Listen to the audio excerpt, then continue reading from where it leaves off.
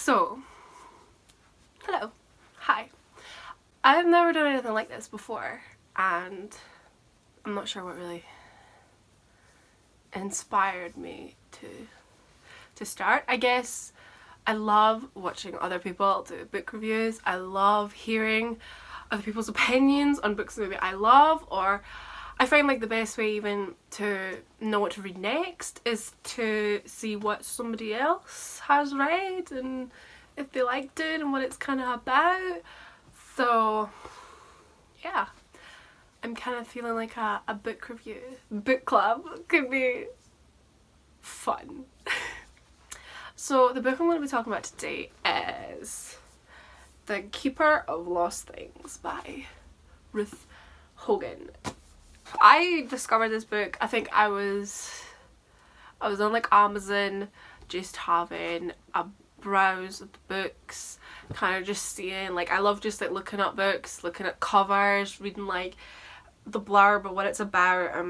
I noticed this one and kind of like the cover, I thought it was quite cute. I thought the plot blurb on the back sounded quite interesting. I thought, you know what, because I will read almost anything. Yeah, so I bought this book because it sounded quite interesting and I thought, you know, it could be like a lighthearted read. It sounds like I was kind of curious like where it was gonna go, so I will read the back to you.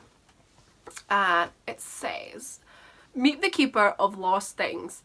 Anthony Perdue has spent half his life collecting lost objects, trying to atone for a promise broken many years before. Realising he is running out of time, he leaves his house and all its lost treasures to his assistant Laura, the one person he can trust to reunite the thousands of objects with their rightful owners. But the final wishes of the Keeper of Lost Things have unforeseen repercussions which trigger a most serendipitous series of events. Series of encounters." So I read that and I was so gripped by it. I was like, that sounds interesting. It sounds like it could be quite light-hearted, fun. Yes, obviously the last bit, unforeseen repercussions, I was like, yes, we love a plot twist, we love excitement. So I was so excited to get into it. I'll be honest, yeah, I quite enjoyed it. Like, I thought like the cover is really cutesy. I just love like a nice kind of quite basic cover that, you know, it's quite pretty. I liked it with the flowers. I liked the colours. It was very nice. And I thought it was, yeah, it drew me in. I enjoyed the book to start off with. Basically, the character of Anthony, who the book's mostly about, but he's not like really the main character. Everywhere he goes, he's always on the lookout for lost things. So, you know, he's walking down the street, he'll maybe see like a hair clip, or I think one of the pieces was like a little blue jigsaw puzzle piece. So anytime he sees anything on the street, anything that somebody else would dismiss as just rubbish or whatever, he'll pick it up and he'll take it home and he'll attach a little label to it and write in detail on where he found it, when he found it. Yeah, so he keeps a record of everything and where and when he found them, hoping that one day he could like return these lost things to the rightful owners, because at one point in his life he lost something that was very important to him and he never got it back. So he's hoping that by returning all these lost items to other people, well, hopefully one day maybe karma will bring his lost item back to him. So after that first chapter is kind of from him, we meet our main character, our protagonist, Laura. Now, I was so excited to read a book where the main character is called Laura, because that's my name, if you didn't know. I never really encountered or came across a book where the main character's called Laura, so that was quite nice. I had books as a kid called Laura Star. I loved them. It made me so happy. And she had this star and then I think it fell from the sky and then it disappeared because it was during the day and she just couldn't see it, but it was still there in her room, and then it was back in the sky. And I loved that, and I used to say that I had a star in the sky because of that book. So that was nice. That was a Laura book. Probably the only one I've ever seen in my life. So it was quite nice having a main character called Laura. The only problem was I started off liking her and then I stopped liking her. But that's just my preference. But I will get into that further on. So then we meet Laura, who is Anthony's housekeeper slash assistant. Anthony is an author. He writes short stories. His short stories are all about these lost things. So he's made like up books full of short stories about like all these lost things. And so she does housework for him. She'll answer later. So Laura's the housekeeper. Laura herself is divorced. She lives on her own. Why can't I remember that? And the theme is kind of for her is that she didn't really have a life. That sounds terrible. But she kind of was just getting by each day, plodding along, not really living, until she took on this job, or she applied for the job of the housekeeper at Anthony's house. I forget what the house is called. Pardue, I think the house is called. I can't pronounce it. Padua. Padu. I don't know how to pronounce it. I could Google it, but I can't bother. So basically, for the minute she goes to Padu, she starts living again. The house is a wonderful house. She loves it. She loves being here. There's a gardener called Friday. We'll get into Friday in a while. Friday. I mean, I suppose this is kind of a spoiler, but it's not really, because I'm not sure. Basically, Anthony has decided that his time is up and he is ready to join his dearly departed, beloved wife, Therese. There's no A in the end, so I think it's Therese. Therese. Yeah. Therese was like the love of his life. They were going to they didn't actually get married. They were going to be getting married and she tragically passed away. So he's been living his life besotted, missing her, grieving for her, and I'm not sure how old he actually is by this point. Maybe like late I think he could be in his 70s. But basically, he's now decided that he's ready to let go, pass on, and join his beloved Therese in the land of the dead. I mean, I'm pretty sure the book doesn't really touch on it, but he pretty much kills himself because he goes outside into the rose garden that they planted together, this lovely beautiful rose garden, and basically he just lies down in the grass, and then that's it. And then Laura comes to work the next day and she finds him on the grass and she's like, oh my god, he is dead. I mean, it's kind of hypothermia, but I mean, you voluntarily lay down outside. So yeah, so Anthony dies, R.I.P. Anthony, and in his will he leaves his house and everything he has to Laura. So that's quite nice for Laura. She moves into Padu. And then his solicitor basically comes round and gives her a letter from Anthony explaining how in his locked study that she'd never ever been in. She'd been in every other room in the house tidying stuff, but she knew not to go into his study. She'd never been into his study. She goes into his study because he's like left her, I think he leaves the door unlocked, but then with his letter he like leaves her a key for it, but he never locked it when he tragically passed. So she goes down for the first time and she sees, unlike the shelves and that, all hundreds of these trinkets, missing items that he's accumulated over the years, with a letter asking her to try and return as many of these lost items to the rightful owner as possible, finish what he started kind of thing. Because, and then he kind of, I think he explains how, because he lost something very important to him. So that was lovely. There were other chapters told from the perspective of a character called Eunice. I kind of realised kind of quickly where it was leading. So, but that, it was quite nice. It was kind of added into it. So there was like it wasn't just Laura's story. It then kind of went to this other character, Eunice, back in time, and it all fit together in the end. So, things I did like about their story, it was like it was a good, light-hearted bit of reading. It wasn't hard to follow. The story, the actual story itself, was good.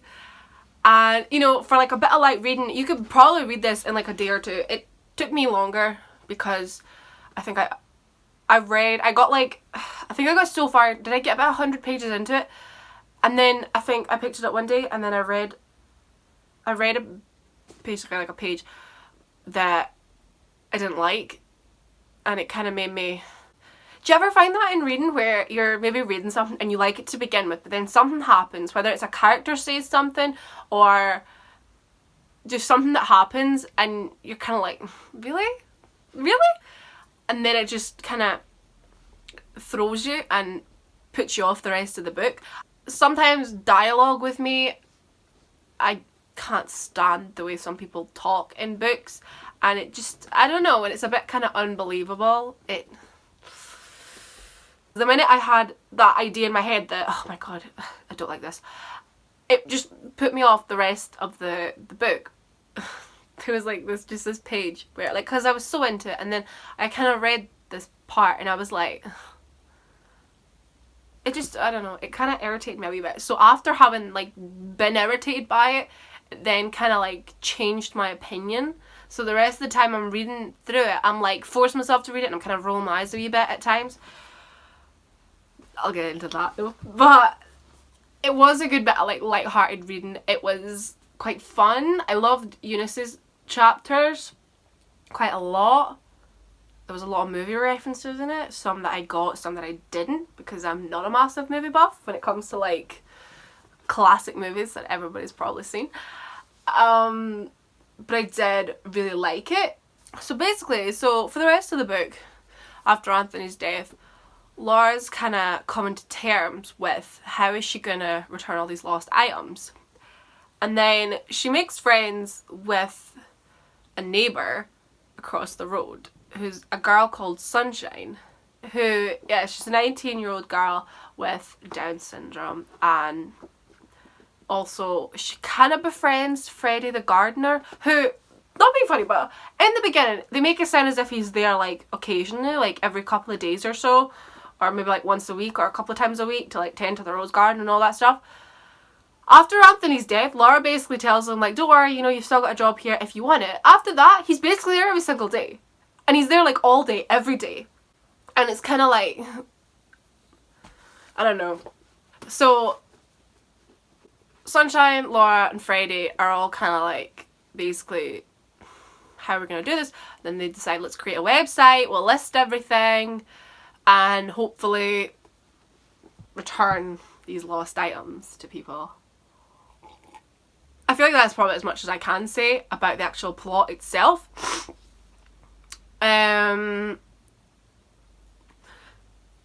Because I don't want to give anything away in case somebody doesn't want to read this. So yeah, that's what I liked. Although that wasn't very much. My issue with the book, this is maybe, I don't know, I wouldn't say these are spoilers really. My issue stemmed from, I realised I was like halfway into the book and nothing had really happened. Like the whole final wishes of the Keeper of Lost Things have unforeseen repercussions that trigger a most serendipitous series of encounters. It wasn't until like, I think at one point I realised, I'm like, I'm halfway into this book and nothing really happened. Like it was all about Laura. Okay, so Laura goes on a date with like, I think her ex-husband's colleague or something, that happens. It's like hinted throughout that Laura has this crush on Freddie the gardener. I think she refers to it a couple of times as like, he's handsome but not in a cliche way, stuff like that. And I think from the minute I realised that there's going to be a bit of love thrown in here, I was like, oh no. I just didn't feel it. The love aspect took over. Laura's kind of like infatuation, that's not really, but her crush, whatever, on Freddie the gardener kind of just became, I don't know, a bit more, like, I feel like the actual plot that I thought I was reading didn't really happen more so till the end, and by about halfway through it was more about Laura and her love for Freddie. She's a bit cringe, I'm not gonna lie. Another thing I didn't really like was that, okay, so some chapters, I say, in the beginning it was kind of Anthony, then it was Laura, and then there's chapters from Eunice. If you start writing a chapter or a paragraph, whatever, coming from like one character's perspective, don't then suddenly change to another character's perspective. Like, I would be reading a chapter and one minute it was like talking about Laura and how Laura felt, and then in that same paragraph it's suddenly talking about Sunshine's feelings and how she was feeling, and it's like, well, like, whose perspective are we in? And I feel like sometimes it could be done in maybe a kind of way if like the narrator's kind of like all seeing, all powerful. He felt like that and she felt like this and they felt this way. That's fair enough, but if your like chapters are mostly told from like Laura's perspective and Laura's feeling happy, Laura has a crush on Freddie, Laura's this, and then suddenly in that same, like in a same paragraph, you're suddenly talking about Sunshine and Sunshine's thoughts and Sunshine's feelings, it made me very, not confused, like some people might find it hard to follow. I didn't find it hard to follow, I just found it a bit kind of, it's not for me, in my personal opinion. I don't like that. I'd rather it was just Laura. It bothered me a little, but I could deal with it. It wasn't too bad.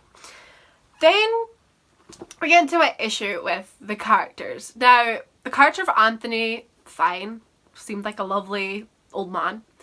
Then with the character of Laura, you know, she just seemed like your kind of regular, basic gal. And then, obviously, as I say, Freddie the gardener, Freddie's just Freddie. Then Sunshine, obviously, charming, lovely little girl. A little girl, she's 19, but also she's got like Down syndrome. It was quite well written, I felt. I quite like the character, so that's fine. So I feel like any character that you're supposed to like, or kind of background character or whatever, we meet one of Laura's friends, Laura's classy friend who's a lawyer, and she's a bit quirky and I feel like any character that in a way is supposed to be like classed as like good or whatever are just, they're like pure golden. They're charming, they're witty, they make you feel better, they're, you know, they all love Laura, it's like you're an amazing person, Laura, kind of thing. It's like they're too good, they're just too good. And then anybody that's supposed to be like bad, like from Eunice's chapters, the man that she works for, who's like our kind of best friend, his sister is portrayed as like this really like this bitchy, stuck up, snobby character. And that's like, okay, she's very animated, very much so, like, it reminds you of like someday on like reality TV or something. It's like they're not really, no one really acts that way. I mean, maybe they do, and maybe just live a sheltered life, but I feel like it's one of those kind of personalities, those flamboyancy that people only really portray in like movies and TV shows, and it's like people don't really act like that. But anyway, so there as well in Laura's chapters. Now this was where I lost it, or I lost my respect for the book, or I kind of realised, I thought, what? Oh, I just turned to this page and the character says, shag and shit a pig. What? What? I don't remember reading that. Oh, Jesus. Okay, I found it. So by this point, like, you're like this much into the book, and I was loving it. I thought it was quite cute. I was a little reserved about some aspects. I can be a very picky reader. Like, I can be a really picky reader when it comes to like characters. If like a main character does or says something that I don't agree with, I draw a line sometimes. But I can be quite picky with characters, and I can take a dislike to characters quite quickly. But especially characters you're supposed to like and you're supposed to be rooting for, I'm kind of like. But anyway, so this was one of my issues. I think I was reading the chapter, and it was all about Laura, how she was moving all her things out of her flat, and she was going to be moving into Pado. So basically she's cleaning up her stuff, and she's basically in a mess. I mean, how dirty is her flat supposed to be that she's like supposed to be like covered in grime? Like, what? How messy is your house? That like, if I was to move out my room right now and put everything into boxes, I'm not gonna suddenly be thinking, oh my god, I feel so disgusting and so grimy, I need to jump in the shower. But you know, preferences. Some people might be disgusting or just untidy. But anyway, so basically, this is the chapter. Wait, it said, she wiped the grime from her face with her hands, and then wiped her hands on her jeans. God, she was filthy. Time for a shower. Hello, do you work here? Like, I don't know if you can see it down the bottom there. I don't know if you can see that at all. But this is my issue sometimes with this book, that things just suddenly jumped. Like, so I'm in my mind thinking, okay, God, she was filthy, time for a shower. So she needs a shower. And then all of a sudden, the very next sentence on the next line says, hello, do you work here? With no, like, nothing after that. And I remember kind of like, I had to pause, I had to kind of look at it again. I'm like, wait, is somebody like in the shower with her? Did somebody just randomly ask her a question? Like, that kind of jump from she's going for a shower to now somebody's talking to her. That bugged me. But anyway, the question came from a leggy blonde. I'm naturally a blonde, so I'm rooting for us blondes out there, you know?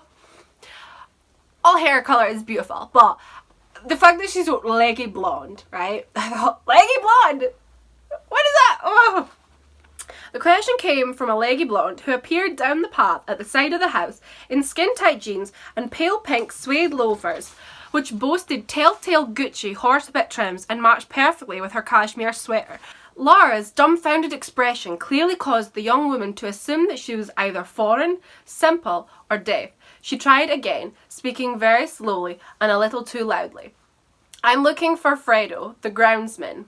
Thankfully at that moment, the man himself appeared, sauntering down the garden, carrying a wooden crate of freshly dug potatoes that he set down at Laura's feet. Darling Fredo!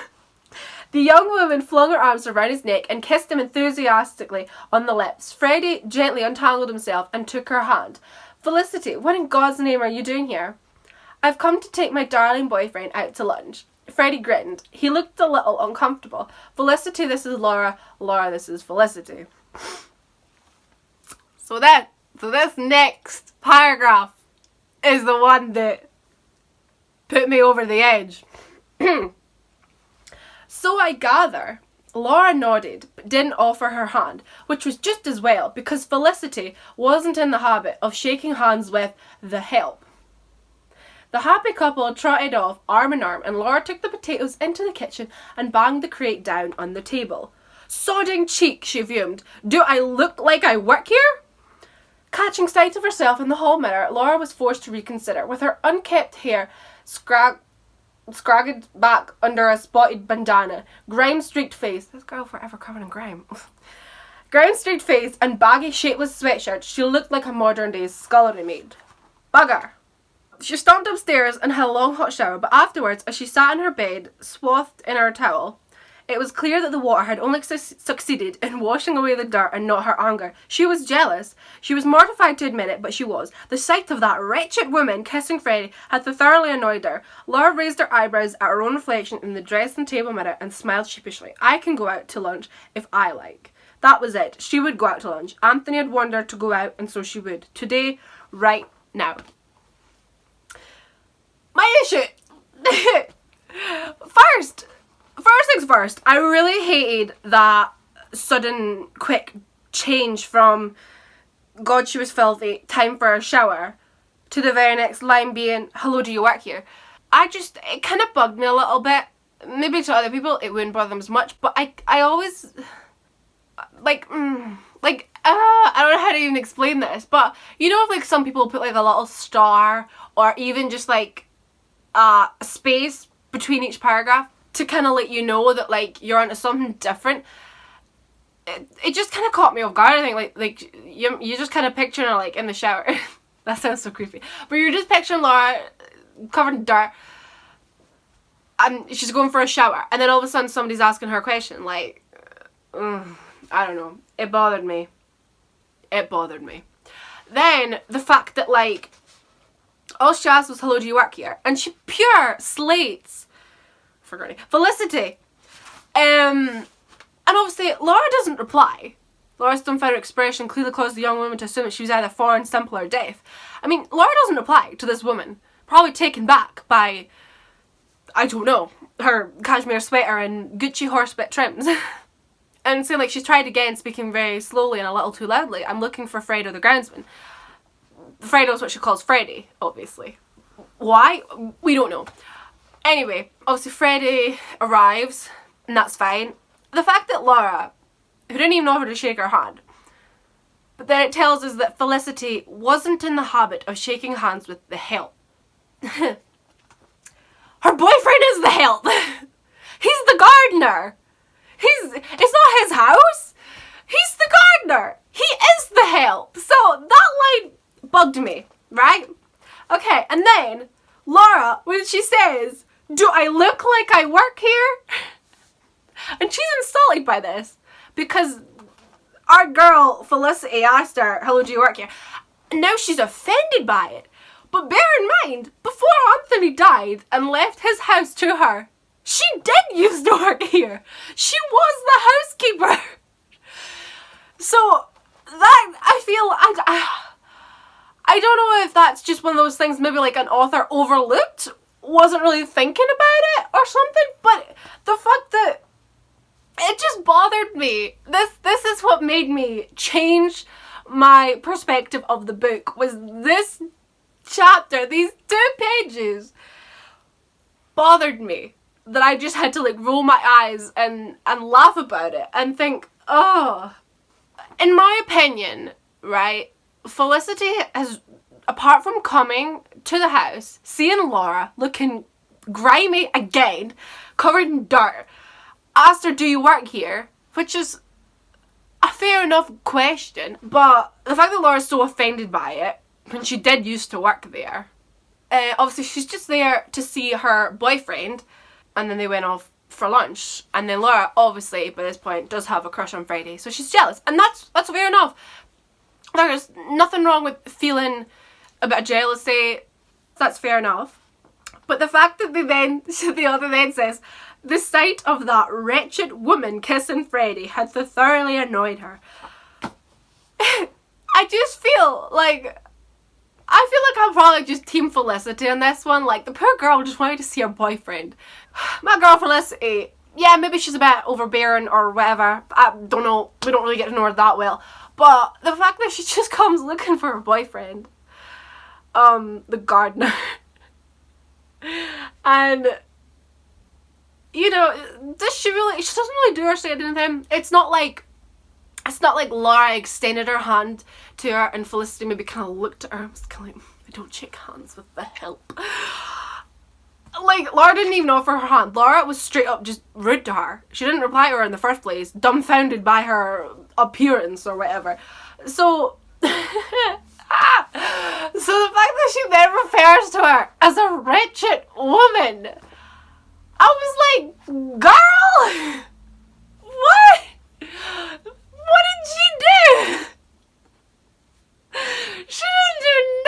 god!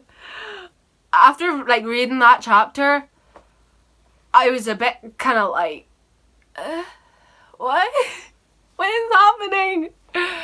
So then, basically, as well, like, spoiler, maybe, not really, in Eunice's chapters, that she works for a guy called Balmer. He's not a Balmer, he's a publisher. So she works for him, and in pretty much all the chapters, they have, it's his sister, Portia, appears quite a lot in them, and I feel like Portia and Felicity are like basically the exact same character. In a way, they're both portrayed the same way. They've got money, they're a bit snooty, they're this, they're that. Felicity doesn't apparently like Laura, she's the help, and Portia doesn't really like Eunice because it's her brother's assistant. I can't remember what the job was, something like that. So it's the kind of the same thing, like two like supposed really snooty characters that we don't like because they don't like our main characters, and they're snobby and they're selfish. I don't know, it was a bit similar for my liking. I think we saw more Portia than we saw Felicity. Felicity we only saw here, and then we see her again later on. She comes rattling at the door accusing Freddie of sleeping with Laura, which by that point they weren't. The love story between Freddie and Laura, it was very rushed. I felt like it just kind of, I don't know, like in the beginning she spoke about him as if like, oh yeah, he was the gardener, she was the housekeeper, he was a boy, she was a girl, can I make it any more obvious? And basically like they'd spoke a couple of times but not really spoke much, and I thought, yeah, fair enough. And then, as I say, after Anthony died and Laura basically told him that he could still have his job if he wanted it, and then all of a sudden he's like there all day, every day, gardening. Do you really need a gardener to be at your house every single day? Oh well. So he's basically there every single day. Same with Sunshine, but Sunshine was like different because she lived across the road and she decided to befriend Laura, and she got invested in the idea of helping to return the lost things. And I don't like the way Laura treated Sunshine at times. It was a bit like she used to hide from her and pretend that she wasn't in, which I feel they kind of did delve into it a little bit. But I feel like this little girl just wanted to be your friend, and you're hiding from her and pretending that you're not in, and she's basically like rattling on the door waiting, then she'll come around the back and like try the back door. It's sad. That's not nice. Not nice, little Sunshine. She just wanted a friend. The love story between Freddie and Laura, it then all of a sudden became, because he was around every day and they were talking, and then at one point Victor, Vince, the ex-husband of Laura's, comes round, right? And it is the most cringiest dialogue I've ever read in my life. Woohoo! Basically, Vince comes round to the house and he's very much like, oh, no, actually no, before we get to Vince, there was a dog, right? Freddie found a dog, a lurcher, a skinny lurcher, right? So, as I said, because this book tells narratives from every perspective, we see the dog. Basically Freddie finds this dog and it says, tired of their torture, his tormentors had kicked him out to fend for himself. Freddie had found him the previous evening lying on the grass verge outside Padeaux.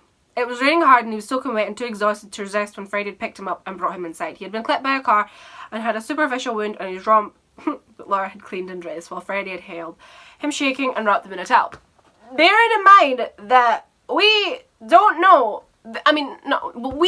we as the reader know that this poor dog has been abused and neglected, mistreated, and eventually been kicked out of the home, and he's been hit by a car. He's found his way to Padeaux, or he got hit outside Padeaux. Freddie's found him, brought him inside, because we're all the keeper of lost things. We're gonna keep the dog. Freddie says to Laura, so are you going to keep him? And Sunshine replied before Laura could draw breath, that's for double damn sure, cross my heart and learn to fly, we're going to keep him. He was lost and you found him, that's what we do. But we're not giving him back, she says. We find lost things and we give them back, but we're not giving this dog back. And then Freddie then says, don't worry, Sunshine, I don't think there's anyone to want him back. Of course, it's Laura's decision. And then Laura decides to keep him, and they call him Carrot because they find him near Christmas. It should have been a heartwarming moment that, oh my god, we found a dog, we're gonna heal him back to full health, and we're gonna love him and cherish him, and we're gonna call him Carrot. My only issue was the fact that Freddie said, I don't think there's anyone to want him back. Now, what kind of person finds a dog, right? Now, a dog's been hit by a car, so he's been injured. Doesn't, like, take him to a vet and say he's got no collar. At least, like, scan him for a microchip or something. And at least maybe say, like, found dog, whatever. Freddie, you don't know that no one is looking for him. That dog could have went missing 2-3 years ago. And he's been wandering the streets and he's terrified so no one can catch him. So he's just been living off scraps, and he's skinny and he's sick and he's been hit by a car, so now he's injured. You don't know that dog does not have a home. We as the reader know that this dog was tormented, abused, and he's thrown out. No one else knows that, apart from the old owners and the dog, Carrot. But they make no reference in the book, as if they've even at least took him to a vet to say, oh yeah, he's got no collar, he's got no chips, so he would end up just going to like a rescue home until he's adopted, blah blah blah. And then Laura and Freddie are like, you know what, we'll take him in, we'll keep him. They don't make any reference to that, so that makes me kind of think, well, if you haven't mentioned you've been to the vet and there's no mention of like checking him for any chips or anything, how do you know that he doesn't have a home? That was Carrot though. That was Carrot. But Carrot's now got a home and he's terrified. But now he's friends with them all. So then we get another chapter later, Laura's ex-husband Vince. Vince, who cheated on Laura, and he's now in a relationship with his secretary that he cheated on Laura with. Basically, so Vince comes round and then he's really rude to Sunshine at the door. And Laura and Freddie are carrying a tree. Christmas tree. So Laura accidentally let go of the tree. Caught unawares, Freddie was almost toppled by its weight and let it fall. It missed the intruder by inches, causing him to yell angrily, Jesus Christ, Laura, what the bloody hell are you trying to do? Kill me? Laura faced him, as she had never done before, with steady eyes and a steely composure. Now there's a thought. Oh my god. This is where the cringe kind of comes in for me. The man was clearly not expecting this new version of Laura, and she appeared to be enjoying his discomfort. Freddie was intrigued by this unexpected turn of events, but trying hard to feign indifference, and Sunshine was wondering who it was that, if Laura actually knew the bored van man, she had asked him to come to Padu when he was so horrid, and she certainly wasn't going to make him the lovely cup of tea. Laura finally broke up the tension. What do you want then? She sighed. You'd better come through to the kitchen. Okay, now I'm all for shy, timid characters suddenly becoming strong characters, and she stood up to her ex-husband and she said this or she said that. But the fact that all she said was, now there's a thought. And he's so taken back by this, like, oh my god, Laura, she's so bold now, she's so sure of herself, look at her putting me in my place. Like, come on. Like, what? I don't know. That to me, that just maybe kind of reminds me a bit. Like, I mean, yeah, it's maybe something different that she would say, but it's the fact that everyone's reaction's like, oh my god, look at Laura, she's so badass. But she didn't really do anything. She asked him why he's here, and he says, I want us to be friends. I do. He said that he broke up with the girlfriend, and we broke up. I could never love her the way I loved you. He says, like, look, Laura, I never stopped loving you. Blah blah blah, and he's going on and on and on stuff, all lovely and slimy or whatever. And then I feel like there was no real kind of like build up to it. He's mostly just being like, really, I still love you. I want you back. I can't remember if he says he wants her back. I think he says he wants us to be friends. And then all of a sudden, in this, I can't click with these nails on. In this switch of emotions, he suddenly goes from being all charmingly whatever, to I heard about your date with Graham. You always were a frigid bitch. And I was like, whoa! Like, I get obviously that he's supposed to be like a mean character, like ex-husband, we don't like you. But the fact that the whole time, like, Laura's hardly saying anything to him, blah blah blah, like, she's not even really being like a badass or putting him in his place or nothing. She's basically just saying, so isn't it strange that you never thought to contact me before now? Not a birthday card, a Christmas card, a phone call. Tell me, Vince, why is that? Why now? Nothing to do with this big house that I happen to have inherited, I suppose. That's all she said. He could have still have been smarmy and still trying to like slyly dig his way in, but then he pure just goes and calls her a frigid bitch. Before he came, this is what I say about changing narratives. This is what bugs me, but I'll let it go. Before he came, he had promised himself that he would not lose his temper. He would show Miss Snooty Pants that he was as good as her. But as usual, she rattled him just by being herself, by being better than him. Laura had finally had enough. She picked up the nearest thing to hand, an open carton of milk, which, as luck would have it, was on the turn. There's so much I could say about that. Number one, why is the milk sitting out? Number two, if you know the milk's starting to turn, why do you still have it? Number three, why do you still have milk that's on the turn sitting out? You ain't going to be using that for a cup of tea, I hope not. Disgusting. So she throws the milk at him, which as luck would have it was on the turn, and hurled the contents at Vince's sneering face. She missed but hit him squarely on the chest, splashing the rancid liquid all over his designer polo shirt and staining the dark suede of his expensive jacket. Laura was just looking around for further ammunition when the kitchen door opened. It was Freddie. Is everything okay? She rather reluctantly replaced the bottle of washing up liquid on the draining board with a resounding thump. Yes, everything's fine. Vince is just leaving, aren't you? Vince barged past Freddie into the hall where Sunshine was hovering uncertainly. He turned to Laura in order to deliver his final insult with appropriate... I don't know what that word is. I hope you'll be very happy in your big house with your little... I'm not going to say that word because that's so disrespectful, but he calls Sunshine a bad word. And your toy boy. Freddie continued with rather more menace. And nobody talks to my girls like that, so shut off and don't come back. And then Freddie punches him. In my opinion, it moved very quickly. Like, it went from 0 to 100 real quick. Like, Vince, obviously, he's a sleaze. And he is obviously coming round hoping to win Laura back because of this fancy big house that she's probably inherited. But I just kind of find it a little irritating, like, that, you know, he comes around, he's being all nicey nice to her. And she can see straight through him. So fair play to her for that. But the fact that then, like, she doesn't really say much in a way to rile him, but all of a sudden he's riled up. He's calling her like a frigid bee, and then she ends up throwing a carton of milk at him, and then she wants to throw more stuff at him, and it's like, yeah, he's a git, but he's not really. Just tell him to leave. Where did this sudden violence come from? And the fact that she not only threw milk, she was gonna throw more stuff. Oh god, I could go on. This video is gonna be so long, and if you actually watched it all, after that, I think it's kind of Christmas time. Laura and Freddie eventually like kiss. He stays over at the house. He basically, by this point, he has literally moved in, because once they kind of establish that they like each other, all of a sudden he's there all the time. Like, he was already there all the time, but now he's sleeping over. And he's there not at night, he's there in the morning. They're making breakfast together. And I'm just kind of like, this is the quickest moving relationship. Oh, I almost forgot the best part.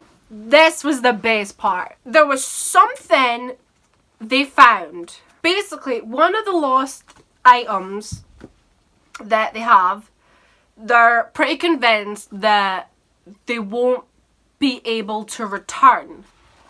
And at some point, because then there was a supernatural twist where the ghost of Therese, Anthony's ex-wife, but ex-fiance more like, starts haunting the place, really, basically. That was it was a little bit unnecessary. That's what the serendipitous series of events basically is. Because I thought to begin with, I thought, oh my god, are they going to discover like a lost thing and return it, and they're going to discover something that they really didn't want to know. my battery is dying, so I'm gonna have to try. I've been talking so much. I need to try and wrap this up. But basically, yeah, so that's what the serendipitous series of events was. It was ghost trees coming back because she ain't gonna rest, she ain't gonna be happy until they find the item that Anthony lost all those years ago. Spoiler. But I mean, it was okay, but I feel like when you're reading a story and going into it, you know, you're expecting it to be quite, like, not true to life, but with a kind of, like, obviously with stories, you love a happy ending. So, for this kind of supernatural element to come into it, was a bit kind of like, wait, what? What? Anyway, so, then, at one point near the end, so Freddie says to her, let's have a bet. What do you want to bet me that someone will come and get the item? I'm not gonna tell you what it is. Basically, Laura's kind of like, Sunshine, sorry, is kind of, she's like quiet for a moment, and then she's like, you have to marry Laura. And Laura spilled her wine in shock. So then Freddie replies saying, it's a bet, okay? So we're like, oh, really? So then later on, Laura and Freddie are in the garden walking as you do. And so, now this is where I really realized, we're so close to the end here, that I didn't like Laura. By this point, I really didn't like her. She basically says, that bet with Sunshine, it's just a joke. I don't expect you to ... She was so uncomfortable that she didn't know how to continue. It suddenly dawned on her that marrying Freddie might be exactly what she wanted, and that was why she was so upset. Her foolish hopes of a happy ever after had been turned to a joke, and she felt like a laughingstock. Freddie took her hand and swung her around to face him. A bet's a bet, and I'm a man of my word. And I was kind of like, we're gonna get married! Yes! Like, I thought that was quite cute. Like, I feel like he didn't sound like he was joking or anything. I mean, maybe it's a little bit cocky or whatever, but I thought, oh my god. This is sweet, right? So then Laura replies, Laura pulled her hand away. In that moment, all the doubts about their relationship, all the fears of failure, and all the frustrations at her own imperfection converged to create a perfect storm. Don't worry, she snapped. You don't have to wait until you've worked out a dignified escape route. I'm fully aware that I'm the one who's hitting above my weight in this relationship. Punching, replied Freddie quietly. It's punching above your weight. He was trying to find a way of breaking into the emotional vortex that Laura was whipping up, but she wouldn't listen. I'm not a charity case. Poor old Laura couldn't keep her husband out of someone else's knickers, and the only date she's had in years was an unmitigated disaster. So what did you think, Freddie? Take her out and make her feel like she's worth something, and then let her down gently when someone better comes along? Like a songbird caught in a trapper's net. The harder she fought, the more entangled she became. But she couldn't help herself. She knew how unreasonable she was being, how hurtful, but she couldn't stop. The insults and accusations flew while Freddie stood silently, waiting for her to burn herself out. And when she turned to go back into the house, he called after her. Laura, for God's sake, woman, you know how much I love you. I was going to ask you anyway, to marry me. He shook his head sadly. I had it all planned, but then Sunshine well and truly stole my thunder.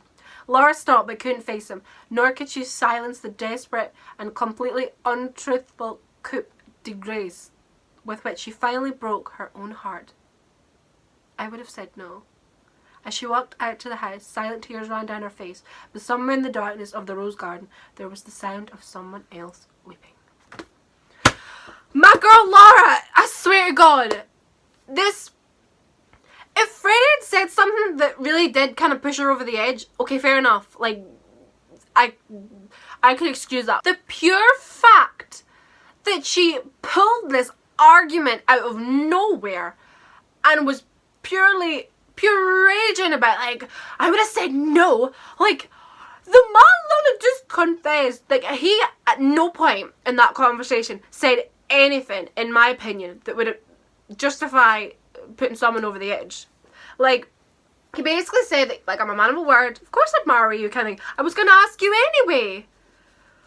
And she's just like, I mean, fair enough, she maybe has kind of like self-doubt, that kind of thing.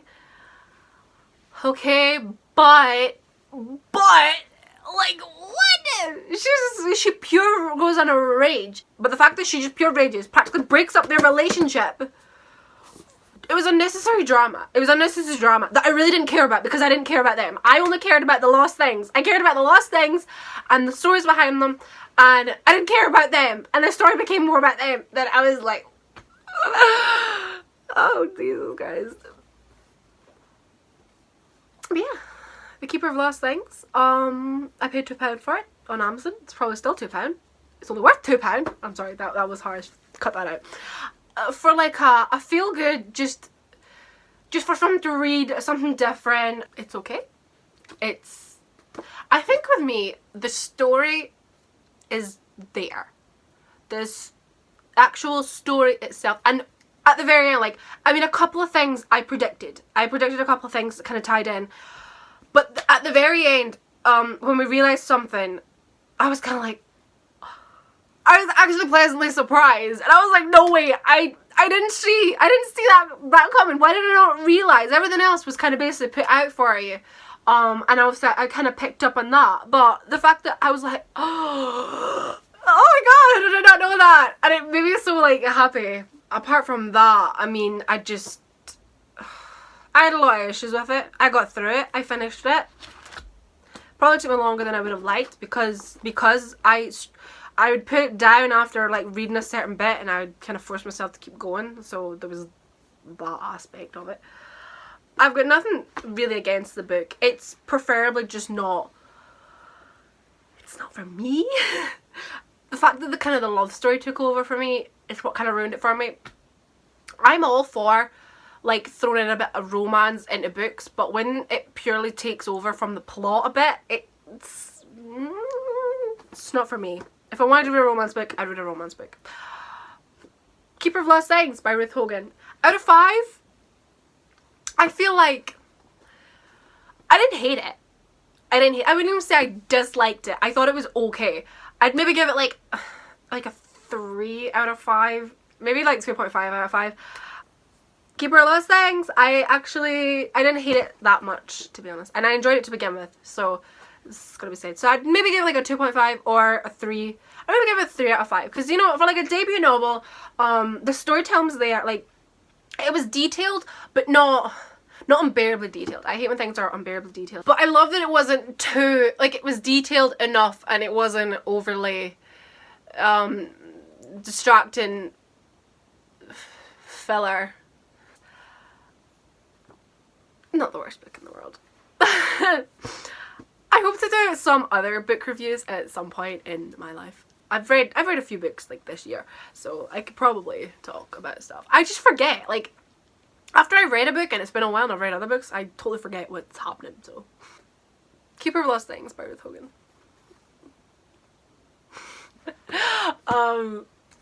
Yeah. Read it if you want. I'd love to know other people's opinions on it. Please. Keeper of Lost Things. Take a drink every time I say that. Bye, guys.